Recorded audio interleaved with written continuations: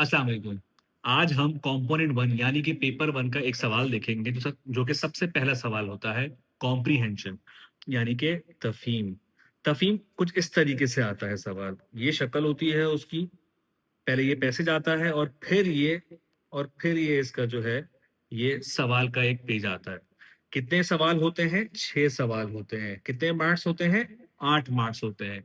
अब इसके अंदर 2 सवाल ऐसे होते हैं जो 2-2 मार्क्स के होते हैं और 4 सवाल ऐसे होते हैं जो 1-1 मार्क के होते हैं। तो ये 8 मार्क्स हो जाते हैं। अच्छा, अब इसे करने का तरीका क्या है? 2 तरीके ऐसे हैं जिससे बच्चे इसको करते हैं।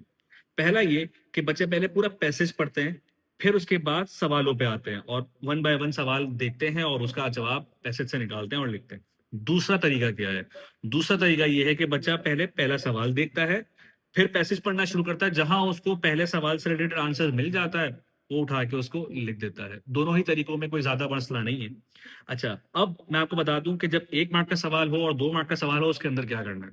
जब 1 मार्क का सवाल होगा तो आप 1 पॉइंट लिखेंगे, 2 मार्क का सवाल होगा तो आप 2 पॉइंट्स निकाल के लिखेंगे। लेकिन बुलेट पॉइंट में आंसर नहीं लिखा जाएगा, एक सेंटेंस फॉर्म में आंसर लिखा जाएगा और जब 2 मार्क का सवाल होगा, तो दोनों पॉइंट्स आपस में मर्ज होंगे, कंटिन्यूटी पे लिखे जाएँगे, ना कि अलग-अलग पॉइंट फॉर्म में लिखे जाएँगे।